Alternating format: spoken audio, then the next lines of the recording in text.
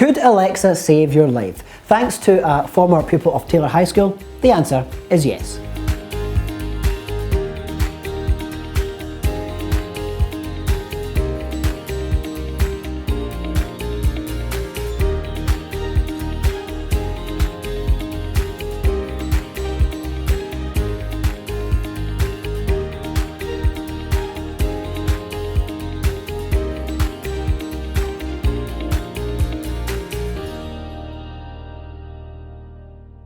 So welcome Chris to the Sancta Studios today to talk about your app which you have created for Alexa which helps with CPR. So can you tell us how this idea came about? So this idea basically formed when I was at home back in 2018, just thinking about Alexa and the kind of future uses it could be in the household. And you know, Alexa's in so many homes throughout the UK and it's so easy just to ask Alexa, I need help with something, ask it a question, ask it to play music, and it gives you an instant response. So I was thinking about in emergency situations, that would be ideal because, you know, somebody's, you know, lying there unconscious and you don't have the knowledge to help them. And then Alexa's in the room, you can just ask it, it will tell you how to, you know, help me potentially save somebody's life. So that was the kind of concept behind it. And it was just bringing that idea into reality, really. What surprised me the most about this is that Alexa didn't have this inbuilt before. So how did you see the gap in the market, so to speak, for that? So this was back in 2018 and there wasn't anything on Alexa that done this. And it was just an idea to come up with at home, thinking about home assistants. They're in most people's homes now, Alexa, Google Home, and you know, it's so easy just to ask Alexa a question with an instant response. So that was the idea behind it. In an emergency situation, Alexa's in the room, ask her, and then you get that instant feedback. But that's kind of thinking about the future. I think right now it's just for educational based, and you know, over 90,000 people have installed this in their home.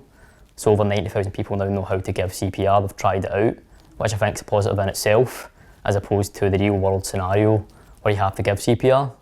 No, yeah, well, of course, also the real world scenarios are you call 999 and you get the medical professionals in. Yeah. But while you're waiting for that ambulance, it's sometimes good to have that kind of reassuring voice that you can do something in the background. Yeah. You know, if it can work. So I think really what we want to see is how it actually works. So I'm going to unmute Alexa because every time I say Alexa, it's going to start saying whoa. So if I go unmute it, so how do we get this to work? So I've collapsed. Yes, you just say Alexa, start emergency CPR. Contact emergency services now. It's quite loud. Note that these instructions are for adults only. Place the heel of your hand on the breastbone at the center of the person's chest. Place your other hand on top of your first hand and interlock your fingers. Position yourself with your shoulders above your hands.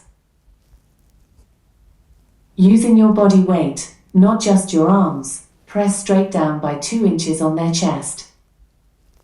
Keeping your hands on their chest, release the compression and allow the chest to return to its original position. Repeat these compressions at the rate of this sound until an ambulance arrives or you become exhausted. So that's the metronome sound. So that's the audio track, 2 compressions a second, 120 beats per minute. So, you know, the kind of inspired by the British Heart Foundation, I think it was the Bee Gees, Staying Alive, and when you should do it to that rhythm. Alexa, stop. So look, it seems quite functional, it seems very good, it's a great idea, it's very concise. How do people get that for their Alexa?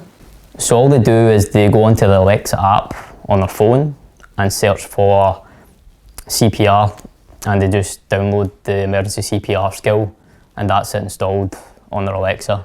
I mean, this is fantastic because I'll mute Alexa, she doesn't talk over me. This is fantastic because you've actually went viral with this last few weeks, so how's that been for you? Kinda surreal.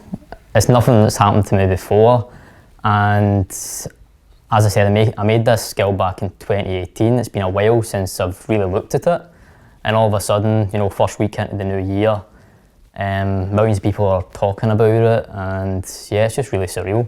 But I feel it's very positive, and I guess it makes it worthwhile doing those kind of projects. You know, it's free to download. I don't profit off these kind of things, so it makes it really worthwhile. Obviously, though, you do have a business and a background in app building and things.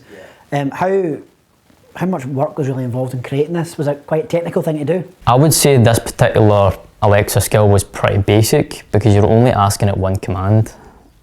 There's other Alexa skills you can build, which you're having a conversation with Alexa, and I think that's probably what this could evolve into in the future. You know, asking Alexa, for example, this is for adults only, so you would say to Alexa, CPR, she would ask you, is it an adult, is it a child? You would say that, she would give you the correct instructions for that specific person. So at this stage, it's a pretty basic Alexa skill, but you know, I would say maybe a day's work involved in developing that. Obviously, I've reading up on some of these things. The NHS 24 service, there's a lot of pressure on the NHS, doctors, nurses are short. Yep. Could there be a way where instead of having a nurse online on a phone, could it be that in the future we could see Alexas and these home assistants combining with the NHS 24 to give people direct advice on their health? What would you think about that? I think it's definitely going to happen at some point, especially with home assistants. You know, there's hundreds of millions of homes who have Alexa in it. So I think it's only a matter of time before the NHS start adopting these technologies. I'm actually planning on contacting them quite soon, hoping to get some sort of partnership with them with this skill, because I'm using the guidelines that they put out, but the CPR guidelines update regularly. They keep changing them. So in order to keep on top of that, it'll be good to have that kind of partnership with them. So just remember, for those of you interested in downloading this app, all details will be available on the post. Also, please be aware that, as a disclaimer, you must call emergency services first before taking advice from the app. It's purely for educational purposes. So once again, thanks Chris for coming in today. Very interesting to see all your skills put into this, doing good, and we hope that it grows and grows and grows and develops in time to come. Thanks for having me. Cheers.